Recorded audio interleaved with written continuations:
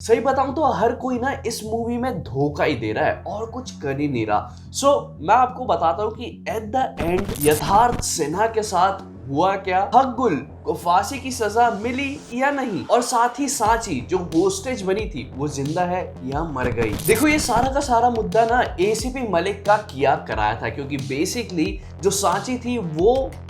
को डेट कर रही थी और ये बात उसके पति यानी कि यथार्थ सिन्हा को पता थी, और यही चीज का उसने भी फायदा उठाया है भरपूर तरीके से। तो देखो अभी मैं फोकस डालने वाला हूँ एसीपी मलिक और सांची के लव स्टोरी पे। तो हुआ ये था कि सांची गई थी पुलिस स्टेशन ताकि वो अपना वेरिफिकेशन करा सके यूके वीजा के लिए, लेकिन उसका जो एप्लीकेशन था वेरिफिकेशन का वो रिजेक्ट हो जाता है और उसे जाना पड़ता है पुलिस स्टेशन। वो वहाँ पे आउटबर्स्ट अपना निकाल रही होती है कि ऐसे कैसे ये ऑफिसर्स काम कर रहे हैं, लेकिन उसी वक्त एसीपी मलिक आते हैं और कहते हैं कि मैं आपका ये काम जो है मैं सॉर्ट करा दूंगा, और इवन वो उसको अपना नंबर भी दे देते हैं। और इन दोनों के बीच में उसकी वजह से चैटिंग शुरू हो जाती है और यहाँ तक कि वो यानी कि सांची एसीपी मलिक को डेट भी करने लगती है। कुछ पॉइंट ऑफ टाइम के बाद जो सांची है वो फोर्स करती है एसीपी मलिक को कि देखो मैं तो यूके जा रही हूँ और मैं चाहती हूँ कि तुम भी अपना सब कुछ इंडिया में छोड़ छाड़ के तुम मेरे साथ यूके चलो, लेकिन एसीपी मलिक के लिए वो पॉसिबल नहीं होता क्योंकि वो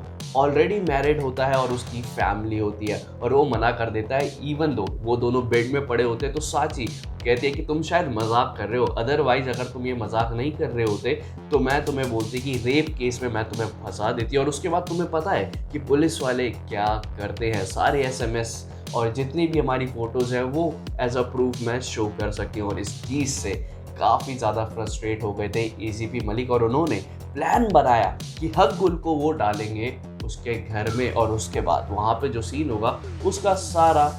इल्ज़ाम डलेगा हक-गुल पे। तो उन्होंने हक-गुल के साथ एक प्लानिंग की जिसमें कि उन्होंने बोला हक-गुल को कि देख तुझे फांसी की सज़ा ऑलरेडी होने वाली है क्योंकि तूने हॉस्टल में बॉयज़ को उड़ाया था, 13 लोगों की जान ली थी और जिसमें 20 लोग घायल थे, तो मैं तेरी ये सज़ा माफ़ करा दूंगा, मैं तुझे मेंटली असाइलम हॉस्पिटल में डलवा दूंगा जिसके बाद तुझे कोई भी फांसी दे नहीं सकता, वहाँ पे बस तुझे एक्टिंग करनी कि तू पागल है। और इस चीज़ के लिए हक-गुल भी अग्री कर जाता है, वो चले जाता है स्प्रिंग अपार्टमेंट में और वहाँ पे सांची को वो किडनैप कर लेता है। लेकिन इसके बाद हमें पता है कि ट्रेजेडी होती है और यथार्थ सिन्हा आ जाता है। अब यथार्थ सिन्हा के भी दो टेक्स है यहाँ पे। एक तरफ तो हम देखते हैं कि वो बहुत ही परफेक्ट लविंग हस्बैंड है, लेकिन दूसरी तरफ वो बैंक करप्ट है और उसको चाहिए पैसा। तो अगर सांची उसकी लाइफ से चली जाती है तो उसकी लाइफ भी काफ़ी ज़्यादा सॉर्टेड हो जाएगी। वो ऑलरेडी एक साइकियाट्रिस्ट विद्या को डेट कर रहा होता है और विद्या उसे कहती है कि तुम उसे ये वाली पिल्स दो ताकि जो उसका मेंटल हेल्थ है वो और भी ज़्यादा बिगड़ जाए, और वो वही चीज़ें करता है। वो अपनी मेड को भी सिखाता है कि तुम यही वाली पिल्स दो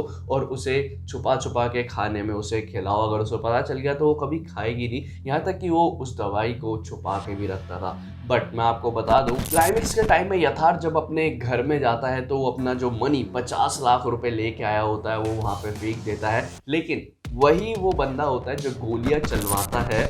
अपनी वाइफ सांची के ऊपर। गुल नहीं चलाता, गुल एक तरीके से उसके प्यार में पड़ जाता है, लेकिन गुल एट द एंड एक्सेप्ट भी करता है। लेकिन लॉ ऑफ कोर्ट में वो कहता है कि देखो मैंने गोली नहीं चलाई थी, वो अपना पर्सपेक्टिव में बताता है कि वहाँ पे ऐसा हुआ था और यथार्थ ने गोली चलाई थी, मैंने नहीं चलाई थी। लेकिन यहाँ पे ना एसीपी मलिक बड़ा गेम खेल देते हैं और वो ये शो कर देते हैं कि रिपोर्ट्स के अकॉर्डिंग जो हक-गुल है वो मेंटल है, और उस बेसिस पे उसे गिल्टी भी पाया जाता है और उसे ट्रांसफ़र कर दिया जाता है मेंटल असाइलम में।